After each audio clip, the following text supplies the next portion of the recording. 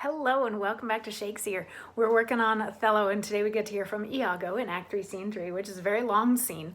And it started out with Desdemona and Cassio talking. Cassio asking Desdemona to plead his case to Othello to maybe get his job back or at least stop hating him. One of the two. And Desdemona's like, absolutely, I'll do that. Here comes Othello now. Why don't you stick around? And Cassio's like, I'm not comfortable with that. And as he's leaving, Iago makes sure that Othello sees Iago go like, don't really like that. So then Othello can be like, what? And Iago's like, nothing. And then Desdemona pleads on behalf of Cassio to Othello, who doesn't really want to hear it, but he goes along with it, and he's like, fine, just because it's you, I will. And then she leaves, and now we're in a conversation between just Othello and Iago. And Iago started off the conversation by saying, did they know each other before you hooked up? Because I didn't think that they did. And then he plays the whole, I'm going to tease you with information that I have, but I'm not going to tell you what it is, so that your curiosity gets piqued to the point where you just can't take it anymore and you have to have me tell you, sort of a thing. And he lets little tiny bits slip. And then he brings up jealousy and coins the phrase green-eyed monster. He brings up jealousy, and yesterday Othello's monologue was like, I have nothing to be jealous about. My wife chose me, she loves me, and I've seen no proof of anything, and even when I do see proof, then we're gonna have to examine it further, so I'm not jealous. This isn't a jealousy thing. And Iago responds by saying, I am glad of this. For now I shall have reason to show the love and duty that I bear you with franker spirit.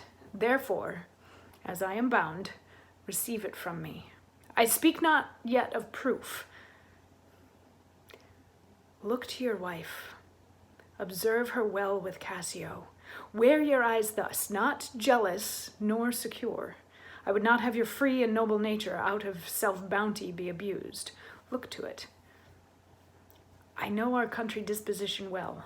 In Venice, they do let heaven see the pranks they dare not show their husbands. Their best conscience is not to leave it undone, but kept unknown. Dun, dun, dun! So here he is planting the idea in Othello's head that Desdemona and Cassio are sleeping together. He's like, I'm glad that you're not the jealous type, because that means that you can look at this with an impartial eye, but just watch how your wife is around Cassio.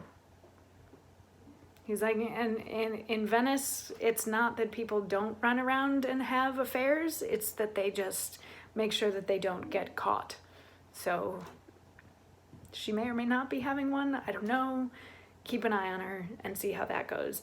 And this kind of makes Othello uncomfortable, and he's like, no, that's not and Iago's like, and I didn't even want to have to say anything because Cassio's my friend and I'm just being honest with you, and all of the gaslighting tricks that we all know so well at this point. Iago employs them to break down the trust and the faith that Othello has in Desdemona.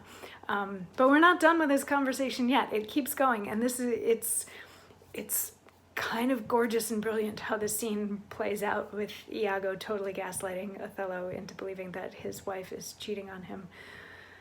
But anyway, yeah. Anyway, I'll see you tomorrow for more.